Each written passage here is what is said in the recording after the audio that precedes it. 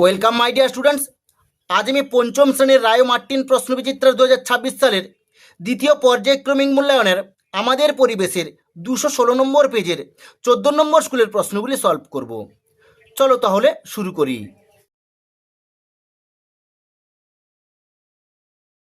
Class 5-এর রায় Martin প্রশ্নবিচিত্রার 216 নম্বর পেজের দ্বিতীয় পর্যায়ক্রমিক মূল্যায়নের 14 নম্বর স্কুলের একের দিকেছে সঠিক উত্তরটি নির্বাচন করো। একের দাগ, বীরভূম জেলার মধ্য দিয়ে প্রবাহিত একটি নদী হলো, এর উত্তরটা হবে খ ময়ূরাক্ষী।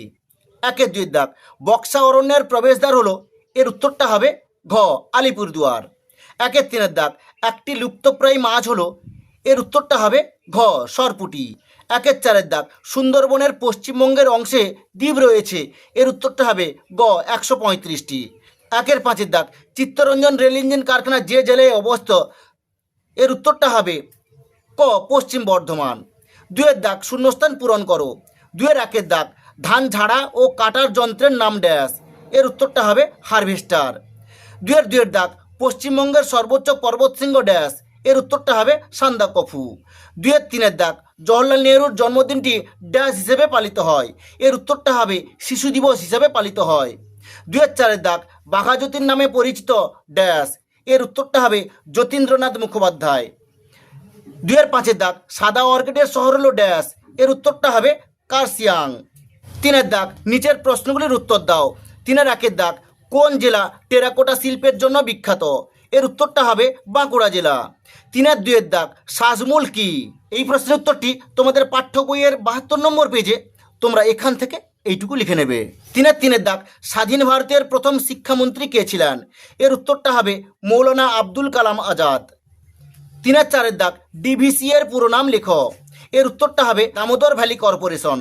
তিনের পাঁচের দাগ, ভারতের স্বাধীনতা সংগ্রামের সঙ্গে যুক্ত দুজন মহিলার নাম লেখো, এর উত্তরটা হবে মাতঙ্গিনী হাজরা ও কল্পনা দত্ত। তিনের ছয়ের দাগ, কোন দুটি নদীর মিলিত নাম রূপনারায়ণ, এর উত্তরটা হবে শিলাবতী ও দ্বারকেশ্বর নদীর মিলিত প্রবাহের নাম রূপনারায়ণ। তিনের সাতের দাগ, আমার সোনার বাংলা আমি তোমায় ভালোবাসি গানটি কত খ্রিস্টাব্দে লেখা হয়েছিল, এর উত্তরটা হবে 1905 খ্রিস্টাব্দে লেখা হয়েছিল। তিনের আটের দাগ, ফাঁদি কি, এই প্রশ্নের উত্তরটি তোমাদের পাঠ্য বইয়ের 117 নম্বর পেজে তোমরা এখান থেকে এইটুকু লিখে নেবে। তিনের নয়ের দাগ, গান্ধী বুড়ি নামে কে পরিচিত, এর উত্তরটা হবে মাতঙ্গিনী হাজরা। তিনের দশের দাগ, আজাদ হিন্দ ফৌজ কে গঠন করেন, এর উত্তরটা হবে নেতাজি সুভাষচন্দ্র বসু। তিনের 11 দাগ, কুলিক পাখিরালয় কোথায় অবস্থিত, এর উত্তরটা হবে রায়গঞ্জে কুলিক নদীর পাড়ে অবস্থিত। তিনের 12 দাগ, মাটির অস্বাভাবিক উপাদান কাকে বলে, উদাহরণ দাও। এই প্রশ্নের উত্তরটি তোমাদের পাঠ্য বইয়ের 21 নম্বর পেজে তোমরা এখান থেকে এইটুকু লিখে নেবে, আবার এখান থেকে এইটুকু লিখে নেবে। চারের দাগ, বাম দিকের সঙ্গে ডান দিক মিলিয়ে লেখো।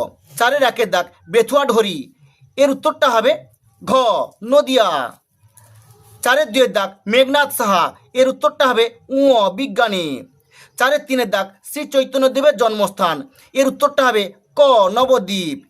চারের দাগ, বিশ্বভারতী বিশ্ববিদ্যালয়, এর উত্তরটা হবে বোলপুর গ। চারের পাঁচের দাগ, মাটির পুতুল, এর উত্তরটা হবে খ কৃষ্ণনগর। পাঁচের দাগ, নিচের প্রশ্নগুলির উত্তর দাও। পাঁচের একের দাগ, গঙ্গা নদীর গতিপথ বর্ণনা করো। এই প্রশ্নের উত্তরটি তোমাদের পাঠ্য বইয়ের 68 নম্বর পেজে তোমরা এখান থেকে এইটুকু লিখে নেবে।